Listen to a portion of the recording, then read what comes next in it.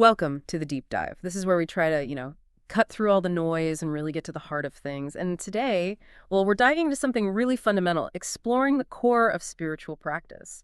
This whole discussion is actually based on a fascinating English conversation we had the privilege of holding with Dr. Maqsood Azeemi, Dr. Saab, just recently on Thursday, October 2nd, 2025. We really want to start by saying a huge thank you to him for his time, for sharing such profound insights with us. Absolutely. And our goal today really is to walk you through the essence of what Dr. Saab presented. We're focusing specifically on spirituality from an Islamic perspective, particularly through the lens of the Azemiya Sufi order. What he shared was, in essence, a kind of roadmap, wasn't it? Moving from just surface belief to something much more personal, much more internalized. Exactly. And just before we jump into all the amazing source material here, we need to be really clear about something up front. The source channel for this is Melody of Divine. And look, we want you to know, our aim here is purely about sharing and following these teachings in their true spirit, just as they were taught by our great mentor, Hazrat Khawaja Shamsuddin Azeemi Rahmatullah Alayh. This isn't about financial gain or anything like that. It's purely a spiritual thing for us. That's right. It's about the essence. So Dr. Saab covered quite a bit, but we've distilled it down into about 6 key themes. They're diverse, but they all connect. First, the real meaning of contemplation, or Gaur. Second, why selflessness, begaz, he called it, is absolutely crucial if you're seeking truth. Then third, this tricky balance, between relying completely on Allah, tawakkul, and navigating our messy human relationships. That's a big one. Yeah. Fourth, the huge spiritual difference between just basic obedience, itat, and really following someone's example, which is tipa. Fifth, a really powerful linguistic relook at that verse about men as maintainers, qawamun. And finally, number 6, digging into the deep practical meaning behind that hadith about paradise and the mother's feet. Wow. Okay. That is a lot to get through. Let's start right at the beginning then with Dr. Saab's take on contemplation, Gaur. We often just think of it as, focusing hard, but he argued it's way more than that. It's about deep absorption. He did. And he actually rooted it in the language of the Quran itself. He pointed to the last verse of Surah Mulk. In that verse, the word gauran is used. And it describes water that literally sinks deep down into the earth and just disappears. Oh, right. Like it's completely absorbed, vanished into the ground. Exactly. So if that's the literal meaning, then Dr. Saab's point was forethought. True Gaur is when your mind sinks into a question or a problem. You become totally absorbed, almost lost in it, until the issue just dissolves or finds its solution within your mind. It's not just, surface-level concentration, Yaksui. It's a complete deep dive into the reality of it. And he used that same idea, that deep absorption, to tackle something really fundamental, didn't he? This whole question of believing in the unseen. Yuminuna bil Kaib. He laid out the dilemma. How can you really have certainty, Yakin, about something you haven't actually witnessed, Mushahida? It seems impossible. Right. And his solution, drawing from Hazrat Kalendar Baba Awliya Rahmatullah Alayh, was really insightful. He suggested that Gaib here might not just mean the physically unseen. It might refer to the manaviyat, the meaning, the essence, the spiritual reality behind things. Okay. So that changes the whole interpretation. Yuminuna bil Kaib then becomes something like, they find peace, Aman, by understanding the essence, the manaviyat of things. That mango analogy he used was perfect for this. It really was. You read the word mango, and you don't just see letters M-A-N-G-O. Instantly, the whole essence hits you. The taste, the smell, the color, the shape, all of it. Yes. And that inner knowing, that holistic perception, that's what Dr. Saab called basirat, inner vision. And that basirat, that leads you to certainty, yagan, which in turn gives you inner peace, itminan. And that deep peace is the ultimate security, Aman. It's like a chain reaction, you see.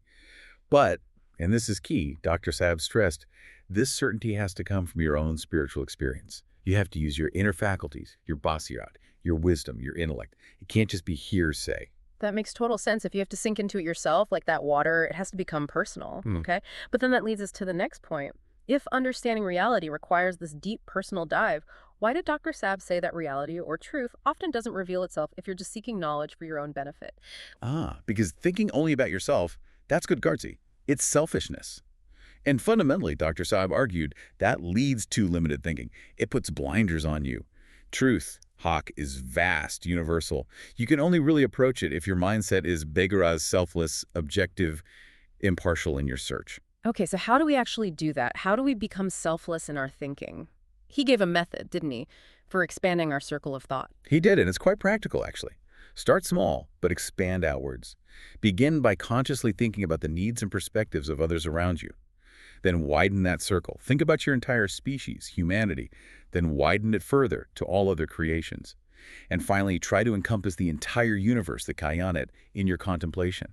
It forces you to break out of that small, self-centered box. Right, so the mindset you need is total impartiality. And he had that really interesting explanation for why we struggle with this, connecting prejudice, ta'asub, to our actual nerves. Yes, that was fascinating.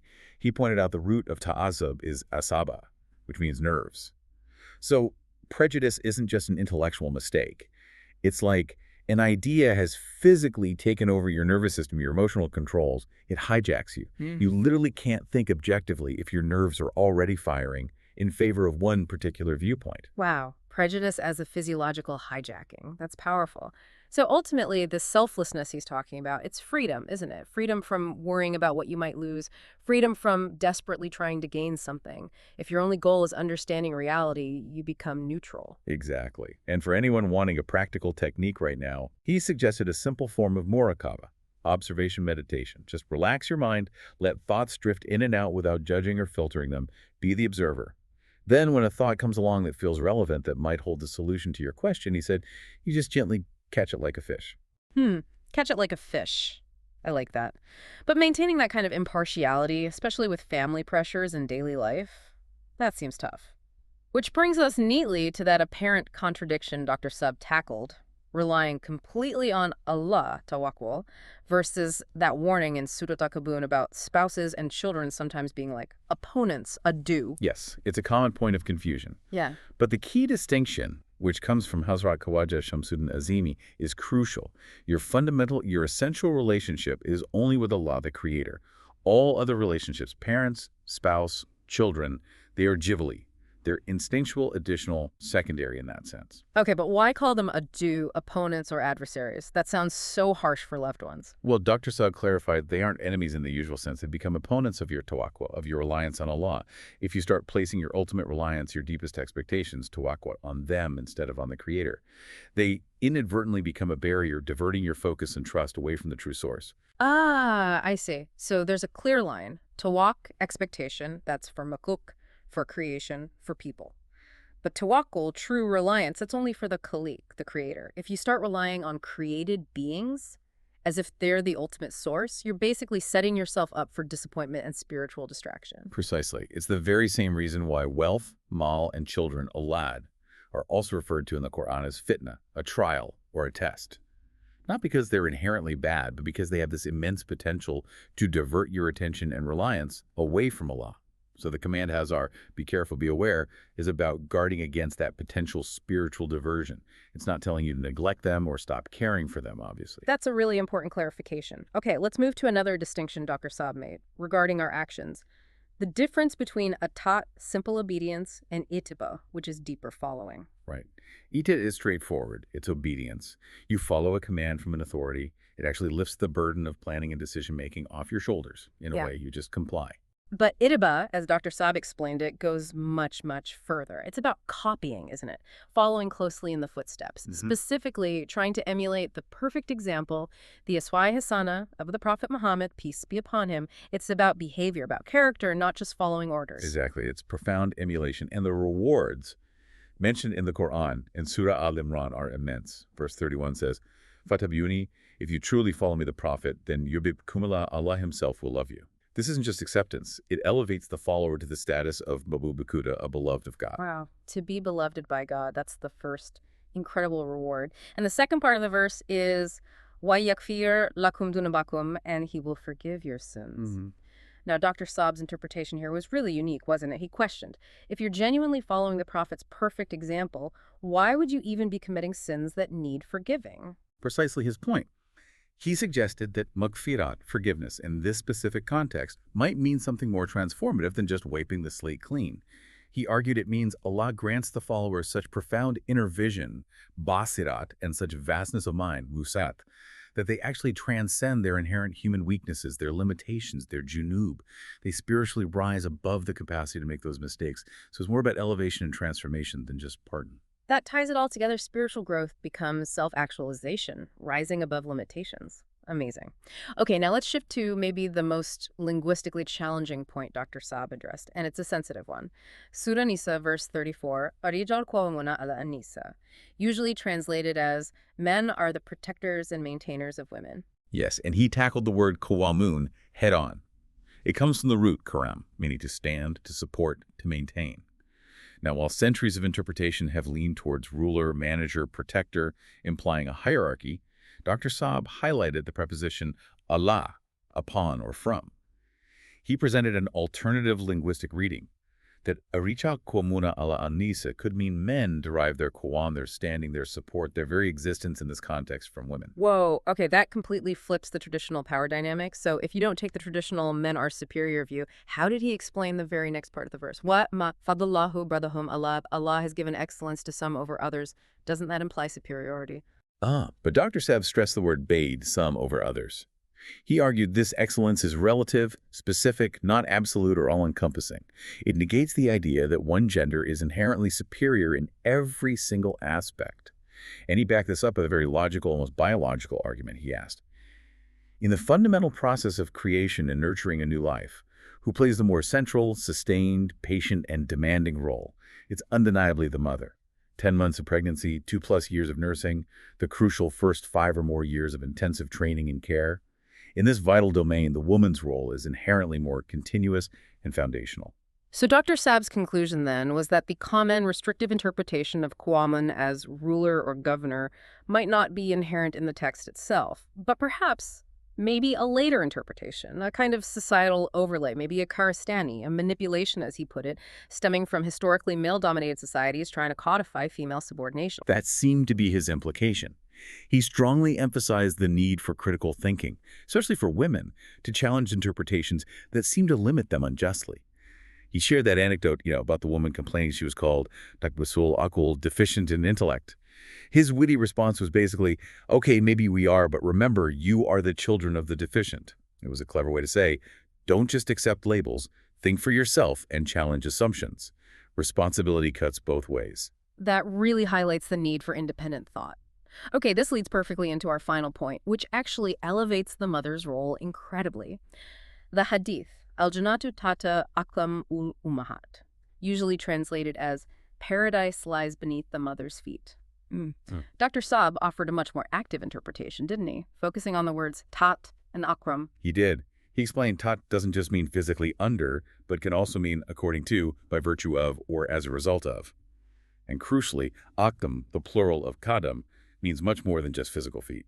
It signifies steps, actions, decisions, the method or approach someone takes. So putting that together, the hadith isn't just a passive statement about location. It means Jannah success, peace, true happiness in this life and the next is achieved by virtue of or according to the mother's conscious actions, her decisions, her octum in raising her child. It's about her agency and impact. Exactly. It places significant responsibility and power in her hands. And he gave those 3 wonderful examples to illustrate how a mother's specific ikdam, her deliberate action, shapes destiny. First, the mother of Hazrat Uwais Karni. Her ikdam was teaching him absolute dedication to duty, for Shanasi. This was so ingrained that he prioritized serving her, fulfilling that duty, even over going to meet the Prophet, peace be upon him. Her action shaped his priorities. Right. Second, the mother of Sheikh Abdul Qadir Jilani.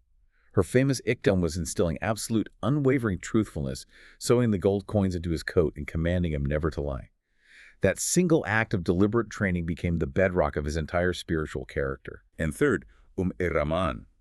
Her ikdam was different. It was practical wisdom, relational intelligence. When her son bought expensive cloth, she praised his choice, even if she had reservations. Why? To maintain trust, to keep the channel of communication open, ensuring he'd always share his life with her. That, too, was a conscious guiding action. So these examples show it's not just about loving care, but about the mother's conscious, deliberate actions, her optum, that actively guide her children towards success and righteousness. The hadith becomes a powerful statement about her formative influence. Precisely. So just to quickly recap for everyone listening, we've journeyed through quite a bit based on Dr. Saab's insights. We touched on the need for deep inner vision, basiyat, for true certainty, the necessity of selflessness, bigaraz, for finding truth, understanding true reliance, tawakkul, on the Creator alone, the profound difference in reward of itiba, truly following the prophetic example, and critically reevaluating potentially restrictive interpretations of sacred texts like Kol Wamun, and understanding the deep active role highlighted in teachings like the Hadith about mother's feet. It's been incredibly rich, and we really want to thank you, our listener, for joining us, for taking time out of what we know is a busy schedule to explore these ideas. Now, if this discussion about spirituality, particularly from an Islamic perspective and, through the platform of the Azeemi Sufi order, resonated with you, we'd be really grateful if you could share the link to this deep dive.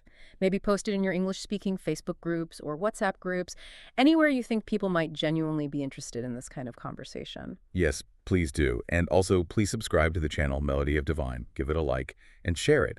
Honestly, your sharing really does help the YouTube algorithm get these important teachings out to more people. Definitely. And as we wrap up, let's leave you with a final thought to chew on, something sparked by Dr. Saab's point about manaviyat, the essence of things. If true peace, Aman, really only comes from understanding the deep meaning or essence of things, what essential truth about your own life, your own purpose, or maybe your own reality are you perhaps still just accepting at face value? What meaning are you waiting to truly sink into and understand for yourself? Something to think about. Until next time on The Deep Dive.